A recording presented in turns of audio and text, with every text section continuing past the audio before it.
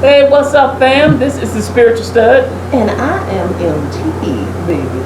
and we want to welcome you to our latest episode of Just My Opinion. And today we're going to talk about the ministry that we're both a part of, Whosoever, which is a community of faith, finding answers in the healing. Used to be the hurt, now it's the healing. Which is good, because if you stay in the hurt, you know, it's self-defeating, I think. You got to move past that and get into the healing, and so that's where we are now. So it's led by Pastor Dion. That's what I'll just say. Pastor Dion. And I mean, she was inspired, and I will, you know what, I will let MT tell you about that, because I think you were part of that initial start of it, so you take it away. Well, it's funny how you think you have a plan, and then God's like, nope, you're going to do this. And you're like, oh, okay. So, I was struggling, honestly, to go to Black Pride's worship service. Yeah. And that's where I met Pastor Dion. I call her Pastor D. Yeah. But I was really struggling, and I told my partner, I was like, I don't know, because I think that this might be one of them, you know, hoodwink moves. Because, you know, us in the LGBT community, they always hoodwinking us in church. Yeah. And they're like, oh yeah, everybody's welcome, come on. Then you get there, and they're like, sin and abomination, and you're going to hell. And I'm like, I ain't here for all that. Right. But she really wanted to go, because we had not been to like a worship. We miss it. We do miss it, you know. So it was like, okay. So we went, and Pastor D was there, and she spoke. And so I was like, oh, okay. Y'all didn't try to hoodwink us. Good. So afterwards, I talked with her, and she was telling me about her ministry and her calling, and that she wanted to reach out to people that had been marginalized.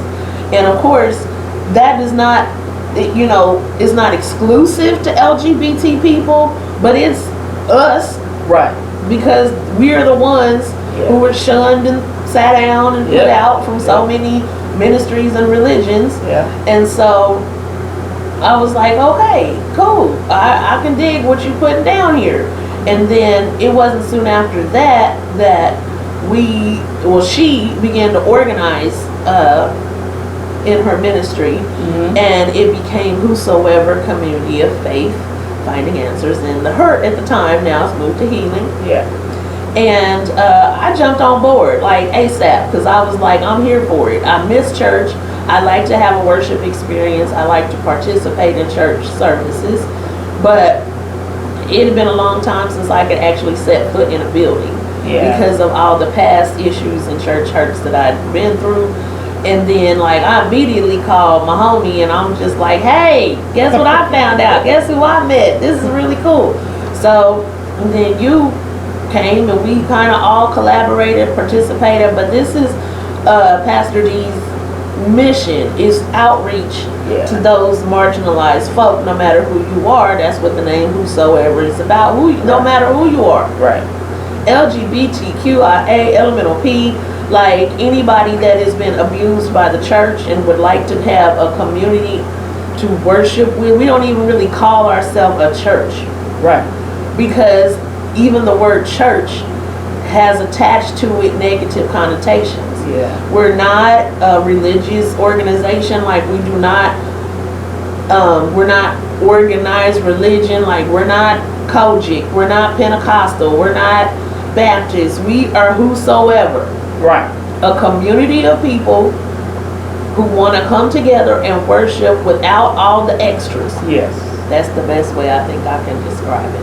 That's it. You know, come as you are. Like, it was so funny when we did Gay Pride, and we had our booth, the table, and we were telling people about the ministry. And I was listening to different members of our group go out and talk to different young people. And one of the things that Lanisha, one of our members, said, she was like talking to this young trans man, and she was like, I come as I am. I can bring, you know, I can wear my shorts. Yeah. I can wear a t-shirt, you know, I can wear tennis shoes, and nobody in that it comes to worship with us feels uncomfortable Right. with coming as you are. Right. And I could kind of see this young person's eyes light up a little bit, like, really? You know, I think it's hard for people to believe that we exist. It is. And I think that's where, as a ministry, folk are still stuck thinking because of the traditional ways we all grew up. And, you know, my grandma was one, honey. I was suited and booted to go to church. I had to have on that good girdle and them good pantyhose. And it's true. You know, and it was just like, you don't come to church unless you are ready to represent the Lord Jesus Christ, Savior himself. So, you know, I think people have grown up with that mindset. So what whosoever is it's a different experience, you know, and I just wish people would know that it's genuine. Yeah. And I have never felt uncomfortable. Yeah. You know, nobody's gonna damn you to hell. Right. You can wear what you want. You can praise how you want. Yeah. And we try to be as different as possible, you know, to bring an experience to you that is not just typical church. Right. Did I get it all? You got it. Okay. Let me tell you about this one right here. So she brings messages too, right? So when she brings them, they're all scientific because she is all into, well, she's, you know, she's a stylist, you know, all these chemicals and all this, you need to do this and that and other. Anyway, so when she brought it, and she brought a message and compared it, she had her little poster, and I was like, look at this. Man, now you're not going to see this in a normal, traditional church. You're not going to see this. They're gonna do whatever that is they do by the program. Right. First, we don't have programs. Sometimes we might have bulletins, as they call them, but you know, sometimes we just do. Like when I'm doing it, that's what I do. I wing it. I wing it. But when I speak, I'm bringing more like motivational, kind of inspirational. I'm not really that preacher. You know, sometimes every now and then it might creep in there. But I'm just totally different. And for us to be able to get up and do what we do in the different ways that we do them is so freeing because everybody doesn't want to hear hollering and that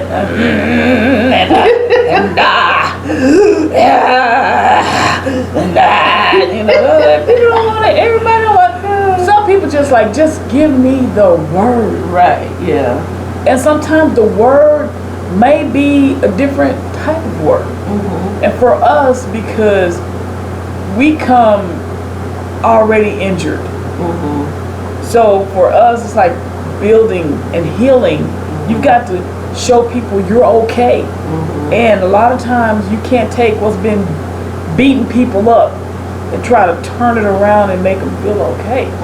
There are certain people who can do that. Pastor D is one of those people. I remember one sermon she did, it was like a whole chapter of Isaiah, just about how good you are as a person. And we are not taught that, you know what I'm saying? We're not given that. And so for her to stand and be able to give that to this group of people who have been totally demolished, really, is amazing. And to make them feel like, hey, I'm tired, get up there and do your thing, you know, and hands out. You don't know, I don't know any pastors that would do that. No. I don't. No. So I'm just saying, you know, if you're out there, if you're in the Kansas City area and you're looking for a place, whosoever could help you out. I mean, go to the Facebook page, we'll put the link on, and just check us out. See, you know, if you're not in the Kansas City area, but you can go to the Facebook page and check it out because she ministers through that as well. Her wife, Lady Lee, is on there as well. We are a safe place, and that's what we need, safe spaces. We can't put everything out there because we don't want craziness. We're not trying to attract craziness. These are people who are putting their hearts and souls out there because they feel protected, and we have not been protected. So for whosoever to come into our lives, even at this late stage of my life, it's amazing. Right. I'm happy. You know, I feel good about it, and I feel good about taking the kid. You know, she's kind of the mascot. The baby. Woo, that grown self. But yeah, so if you're really struggling out there and you need someone to listen to you, or you just need to listen to someone, check it out. Link will definitely be on there. One thing that I appreciate personally about you and Pastor Dion is that I think it's the first time ever in all of my years of going to all kinds of churches that I have ever heard someone actually address the LGBT community directly.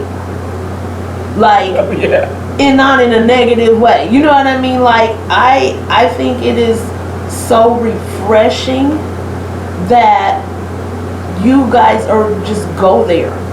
You know what I mean? Like, I have heard both of you minister to people and talk about, you know, being a stud, and talk about LGBT issues and the Bible, and not shy away, and not be, you know, like, well, you know, every sin, we all sin differently, because that seems to be the go-to for people who don't know what to say. Right.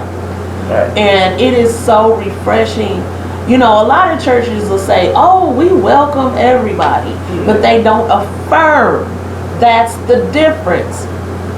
And to be welcomed into a place, that's cool, but to be affirmed means you're going a step further, and not just saying, I'm okay with you existing and living as a person, but to affirm to me means that you are actually interested in me, how I am, who I am, and that you are going that extra step to say that not only do I affirm you as a person, but God does too.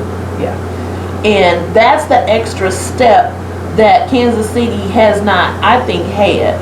In the pulpit, I mean, just straight up word of God from the pulpit, and also like the clobber scriptures, I think is excellent. Because I learned a lot, and I thought I knew the word pretty good, but evidently not. So Pastor Steve Neal and Pastor D have teamed up, and they did a clobber scriptures series that is like information that we did not grow up knowing. Like, nobody's got, like, this is the secret hidden keys to the kingdom here. Okay, we did not grow up knowing about, like, say for example, the customary practices that Paul was writing about when he was supposedly condemning homosexual relationships. Like, they go into it, and it's stuff that people need to know so we can get out of the darkness. But they gotta want to come out of the darkness, and that's, some people are comfortable in the darkness, because then once that light is shed on that, this came to me, once you shed light on one thing that you were certain was a sin, was certain that God didn't care about you, then what are you saying about everything else I learned? Are you saying that the Bible is lying? Are you saying that all of this that the pastors taught me was not true? And all these years I've invested in this, and I've poured my heart and soul into this church and these beliefs, and now you're saying that that is not true?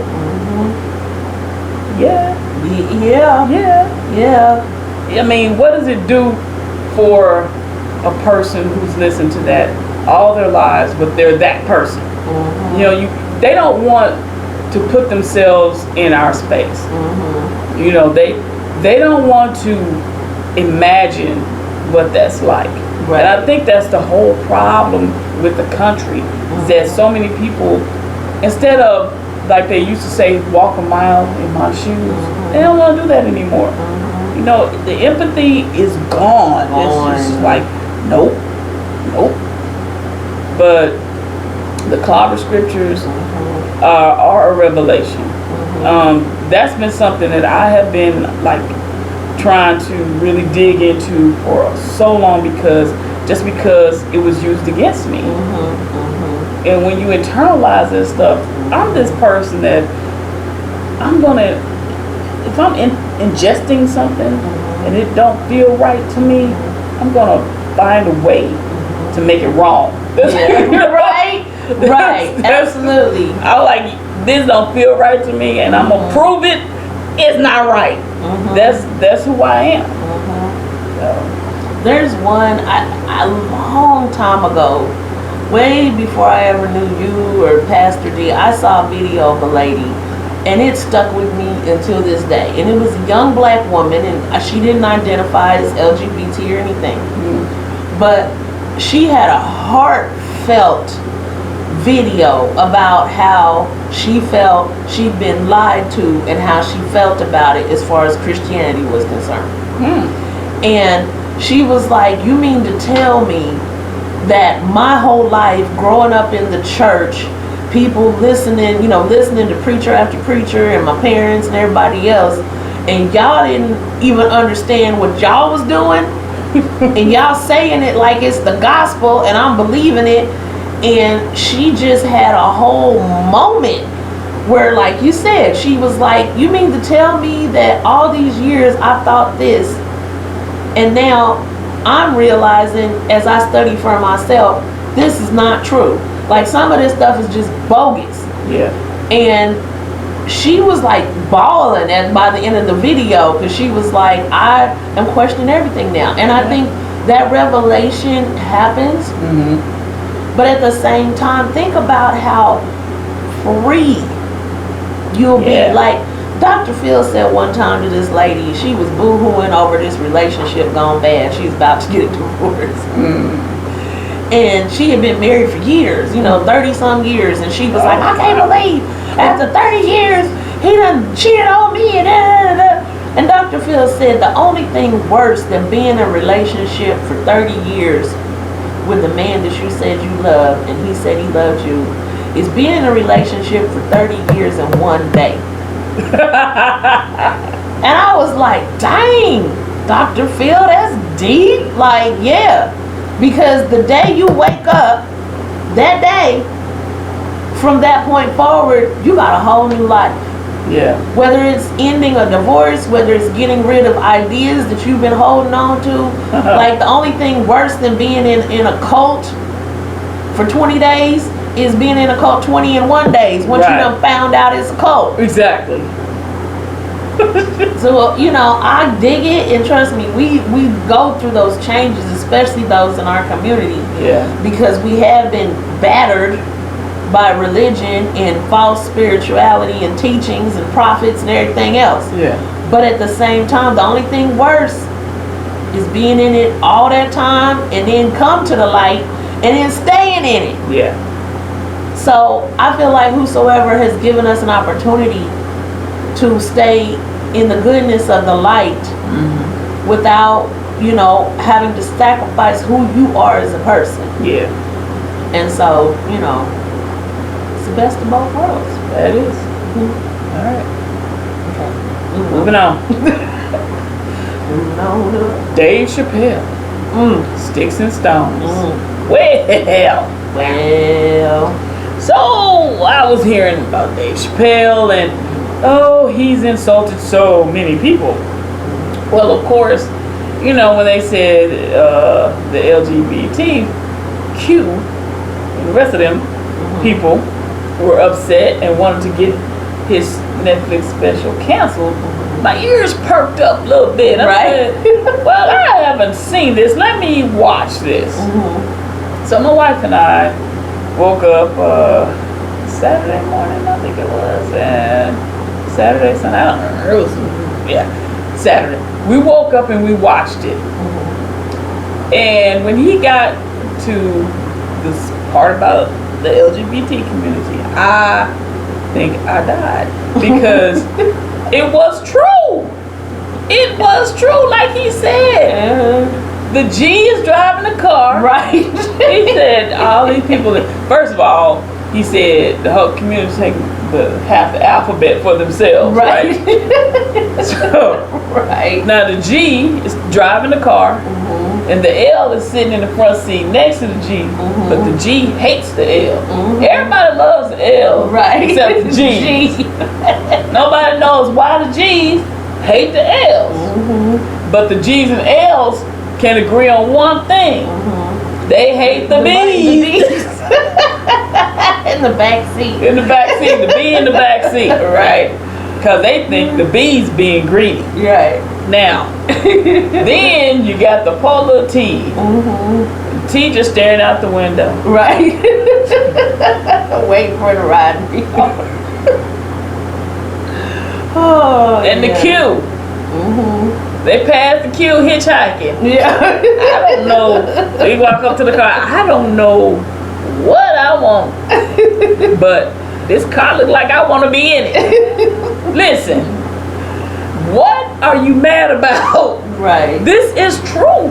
This is true stuff. It is true. We need to learn how to look at ourselves and laugh. Let me tell you something.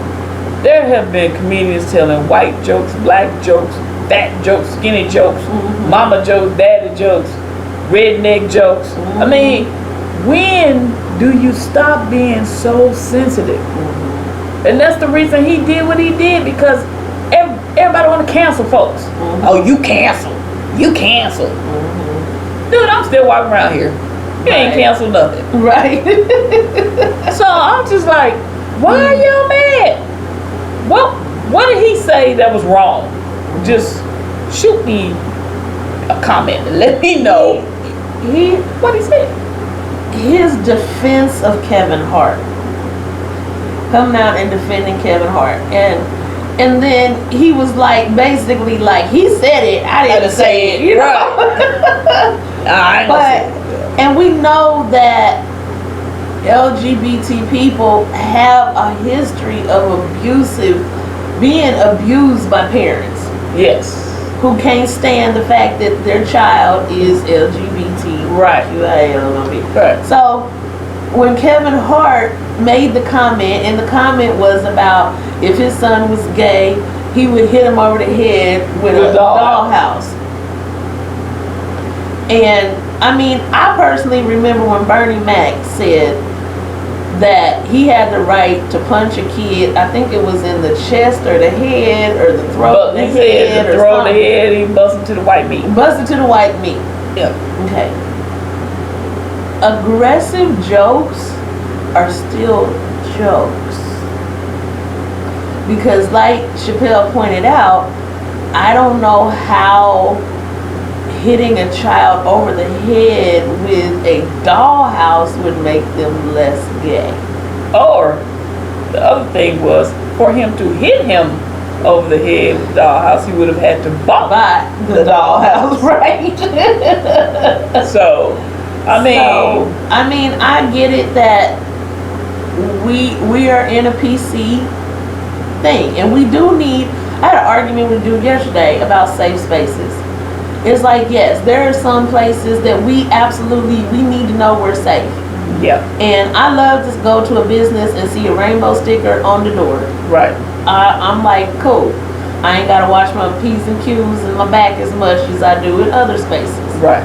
But at the same time, we have to have some levity out of all of this. And I don't feel like Chappelle's jokes were aggressive. I felt like you said, he was kind of on point. Because if you, like, when he said what he said, you know what it made me think of was Will and Grace.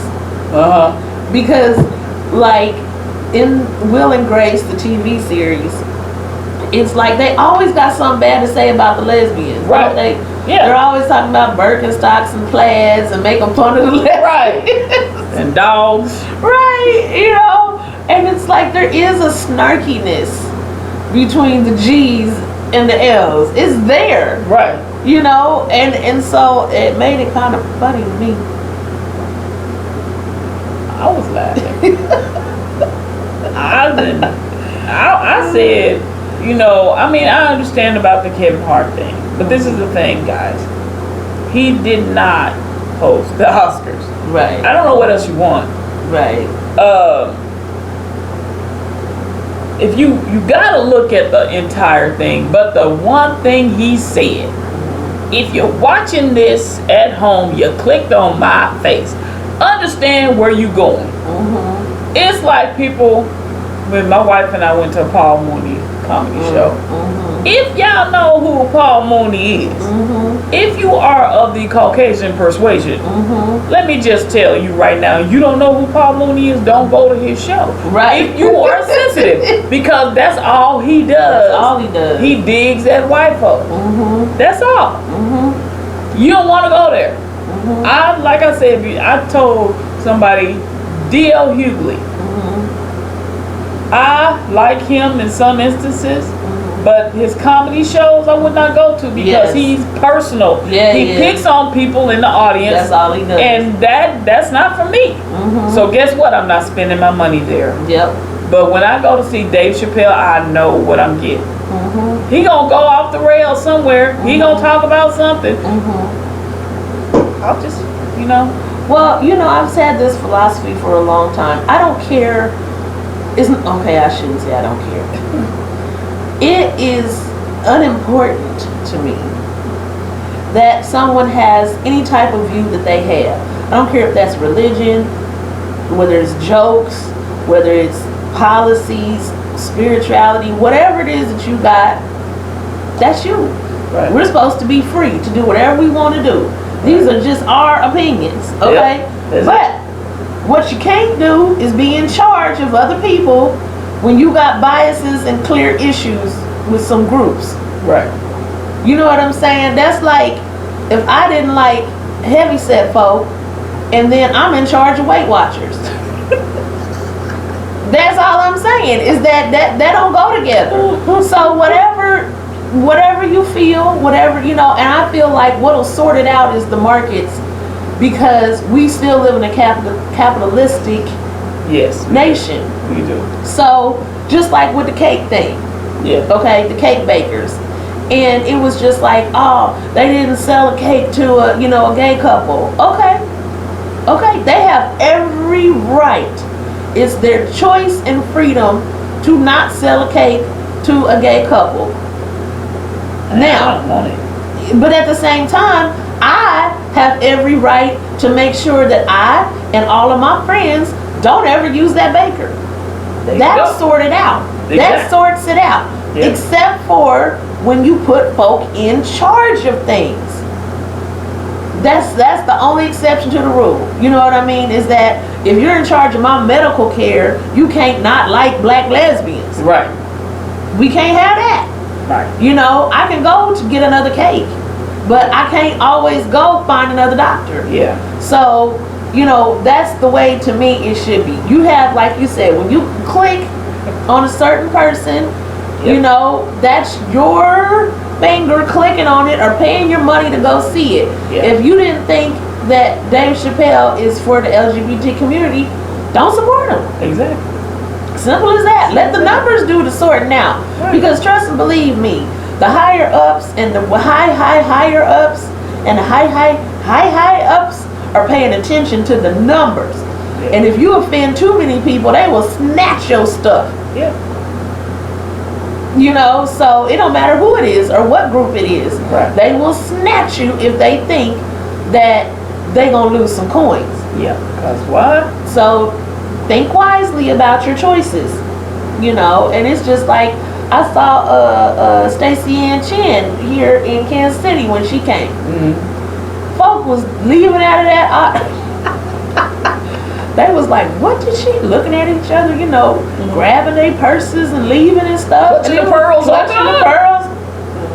And I'm sitting back there laughing because I'm like, you didn't know you didn't Google her? See, that's what I'm saying. Before you went? That's what I'm saying. Come on, man. So I'm here for it. I'm here for all of it. I want every laugh, giggle, bad word, all of it. I want it all. But some of y'all can't handle it, and if you sensitive and you can't handle it, do what you do. Do what you do. Do what you do. But before you go to the next, it's just like I keep seeing this beef between Chick-fil-A and Popeyes. And it's just like, y'all so crazy. Y'all so crazy. Popeyes is run by a white woman.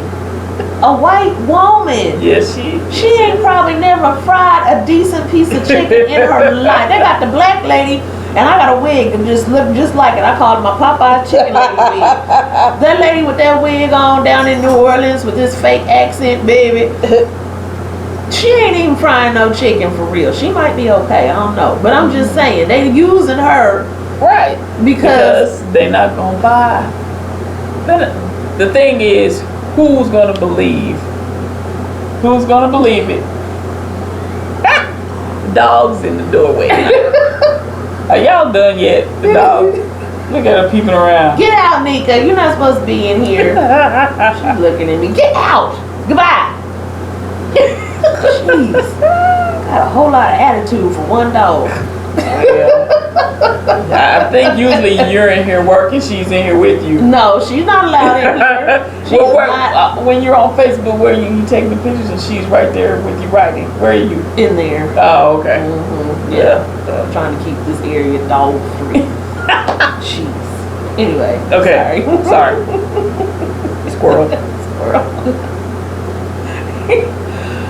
But okay, one last point, and I'm done for real. I saw a joke today that I thought was pretty good, and it was like this young lady was in Chick-fil-A, and her sister and her was sitting down to eat her sandwich, and she started eating, and her sister was like, "You didn't pray before you eat," and so she goes, "I ain't got to pray. This is Jesus's restaurant. All this food is blessed." Well, no, it ain't. Y'all going straight to hell, Chick-fil-A. I'm just I told you. I don't even believe in hell, and y'all going there because y'all just ain't right. On a cow. Mm-hmm. Okay. So the last thing we want to say is basically, this is our last time doing the audio version of this. We're going straight to video. We're just going to be doing video, doing YouTube. So what I would ask is that you would go to our Just My Opinion page. It's in the details, the links in the details for our YouTube channel, and we would ask that you would go there, like and subscribe, please do so. Also, I want to talk about just a little spot on our books. Please remember that MT has a book out. There are 3 or 4. 100. Well, the one I know about is Who Molested My Elephant, which is a book of poetry, and it's under the name of Starla Carr. 2 R's. Yes, thanks. You're welcome. And then my book is called The Roundup, and it's my name is Stephanie L. Hardaway, and it's about what happens when a group decides to kidnap a bunch of LGBTQ activists and the rescue efforts therein. So we would appreciate it if you would go to Amazon and click buy those books. Absolutely, paperback, please. I appreciate the ebook, but paperback, please. Yes, absolutely. Yes, get both. There you go. There you go. All right, one. Yeah, one always with you. That's right. All right. Give some to friends. They make great gifts. Yes. Do that. All right. Anything else? I'm good. Okay. Well, I'm good. And this is Spiritual Studd. And I am MT, baby. And we're out of here. Thanks for listening. Peace. Peace.